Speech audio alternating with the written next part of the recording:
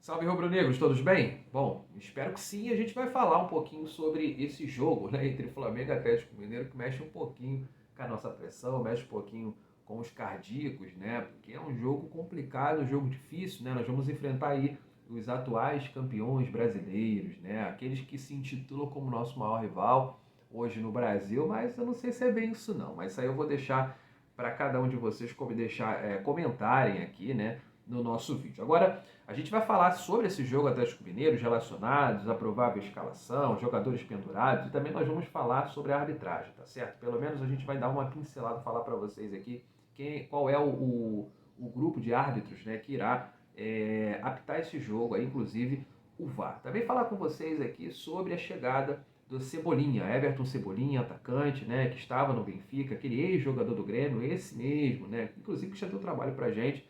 Ele desembarcou aqui no Rio de Janeiro, Marcos Braz e Bruno Spindel estavam lá para receber e nós vamos falar também, sabe de quem? Sabe de quem? Do Léo Pereira. O jogador parece que teve proposta aí, já chegou já na mesa do Flamengo e a diretoria está analisando aí se é uma boa aceitar ou não a negociação. Eu vou dar alguns detalhes aqui para vocês, tá certo? Sobre esse jogo, Flamengo, Atlético Mineiro e Flamengo, um jogo que realmente mexe com muita gente, né? São dois clubes com uma torcida gigante. Logicamente, o Flamengo tem muito mais torcedores, mas a questão é que realmente o Atlético tem lá seus torcedores também com muita qualidade, né? Só que a torcida do Flamengo é incomparável, sinceramente. Os caras eles gostam de se colocar no mesmo lugar, né? Que o nosso Mengão queridão, que é amado por todos. Agora, dentro de campo, realmente o Flamengo vai mal das pernas. Porém, a gente tem uma perspectiva agora com a troca de treinador. O Dorival Júnior assumiu, Paulo Souza acabou saindo e o Flamengo a gente consegue ver algumas pequenas evoluções, né? O que realmente acaba deixando o torcedor bastante otimista, principalmente no que se refere à organização. Com o Paulo Souza, o time do Flamengo era extremamente desorganizado, e, logicamente, o culpado era ele próprio, até porque nas substituições e nas escalações o torcedor ele não sabia, né, qual o critério que ele utilizava para fazer o mesmo. Né? Por exemplo, às vezes ele colocava o Marinho na posição invertida, o Andreas Pereira ali, às vezes ele entrava como meia, entrava como volante, né? Um jogador que já ficou muito claro que dentro de campo, pelo menos nos últimos meses, ele tem atuado melhor, ou no último mês, né, nas últimas semanas, ele tem atuado melhor como meia, né? E quando ele chegou, eu sinceramente, inclusive eu, achava que a melhor posição para ele seria de segundo volante. Lógico, né?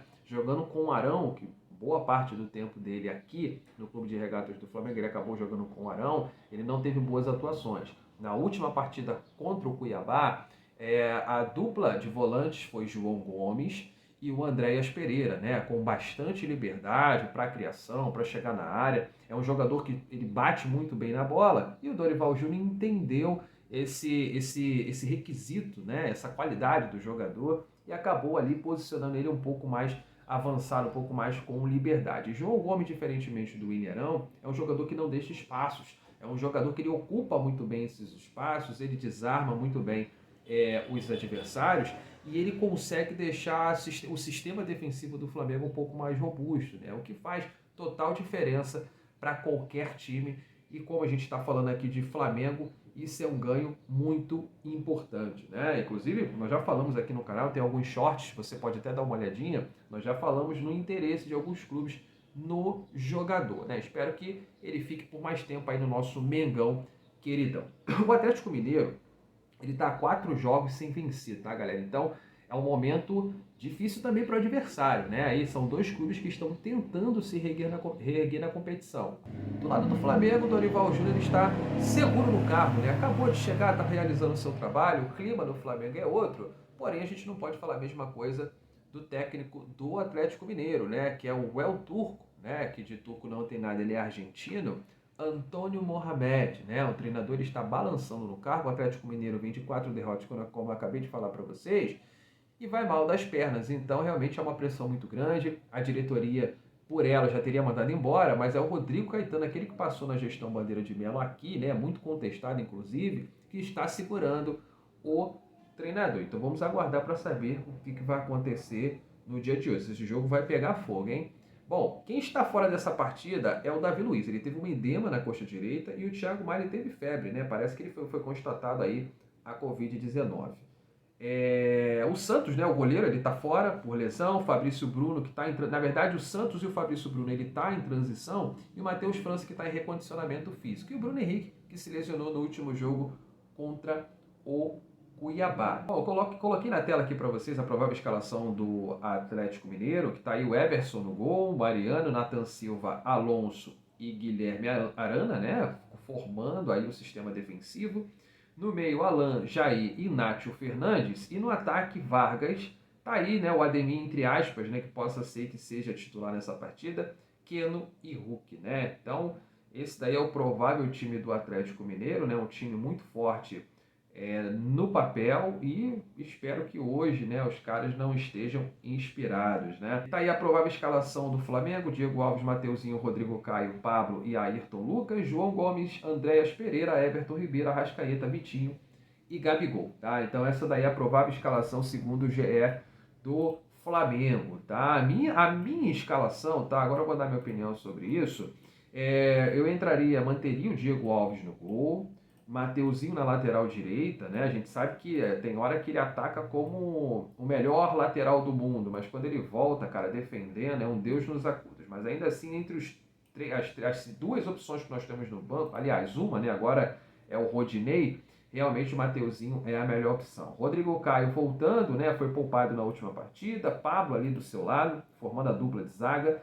E Ayrton Lucas, né, que se destacou na última partida, fez gol, apareceu bastante no ataque, surgiu como opção, né? Realmente é um jogador que tem que se manter e tem que ser titular desse time.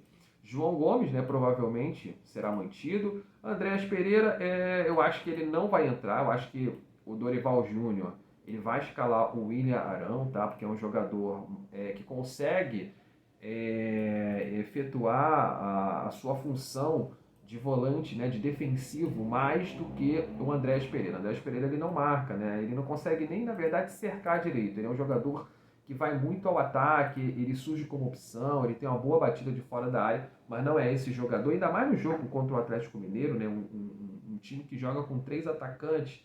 Acho que realmente ele vai entrar com o Ilharão, tá? É uma percepção minha, é um achismo, né? O Everton Ribeiro, Arrascaeta.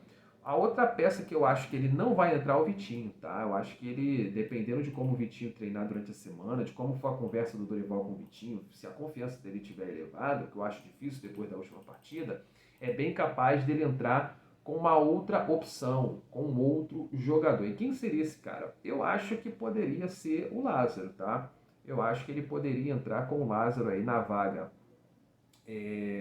do Bruno Henrique, no caso do Vitinho, né? Que na ausência do Bruno Henrique, o Vitinho seria a substituição natural, mas eu acho que pode ser que ele opte pelo Lázaro, tá certo?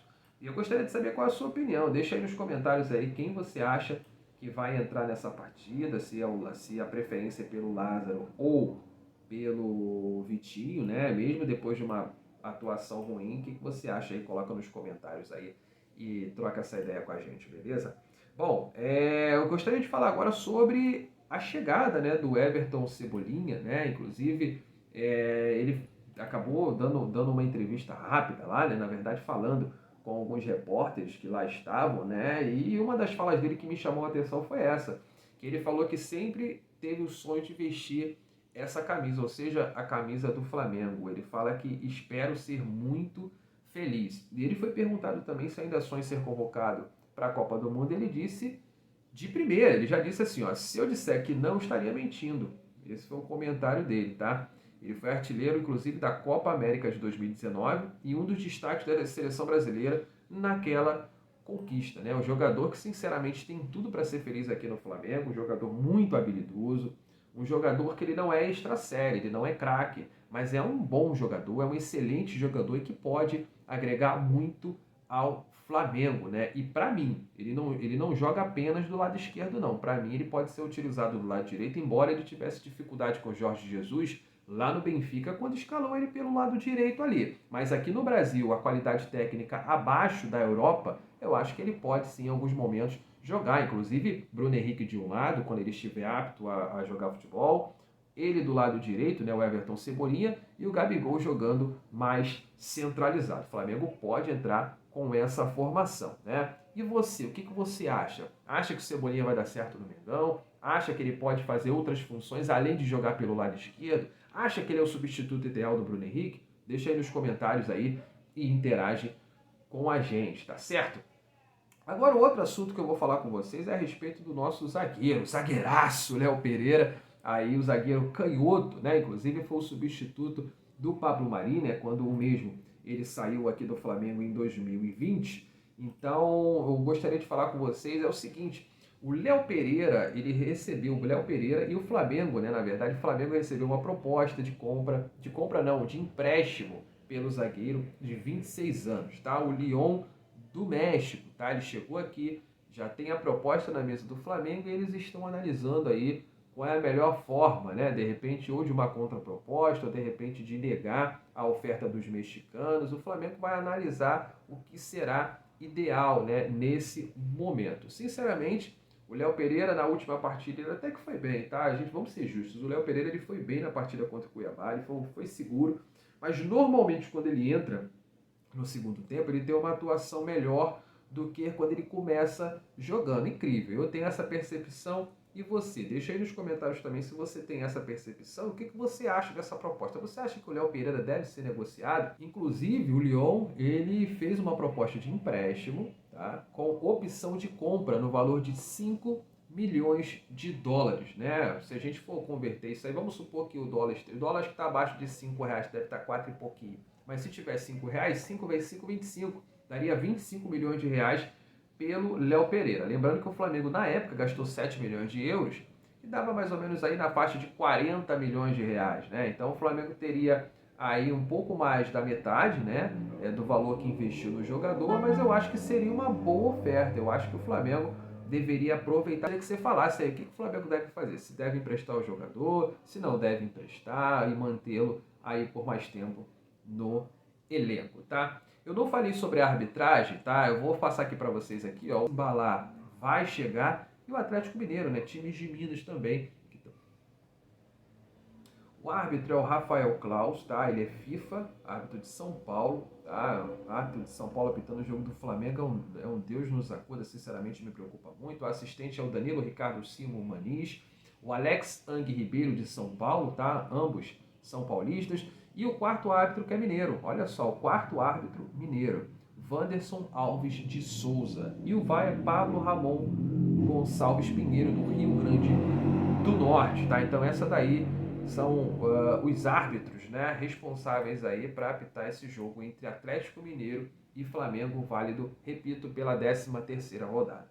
Tá certo? Meus amigos, eu gostaria que vocês deixassem o seu like aqui no canal, aqui nesse vídeo, que você compartilhasse esse vídeo com amigos, nos grupos lá de Flamengo que você tenha, no grupo da família, no grupo da faculdade, do trabalho. Você pode compartilhar também o canal no grupo do Facebook, se você tiver algum grupo lá interessante ou não. Você pode também compartilhar esse vídeo colocando o link lá no Instagram e também nos grupos do Telegram. E se inscreva aqui no canal, dá essa moral pra gente, porque eu tenho certeza que aqui a gente vai tentar trazer para vocês conteúdos bem legais, interativos. Eu tenho certeza que cada um de vocês irão ficar super felizes aqui com todos os conteúdos de Mengão que a gente vai trazer, tá certo? É um canal novo? É um canal novo, mas a gente vai tentar crescer essa família e não depende só de mim, né? De mim, logicamente, que trago conteúdo para vocês, mas depende também de vocês, né? Da ajuda e colaboração de todos, tá certo? Então, vamos aguardar o jogo será às 16 horas. Saudações rubro-negras a todos, tamo junto e até mais.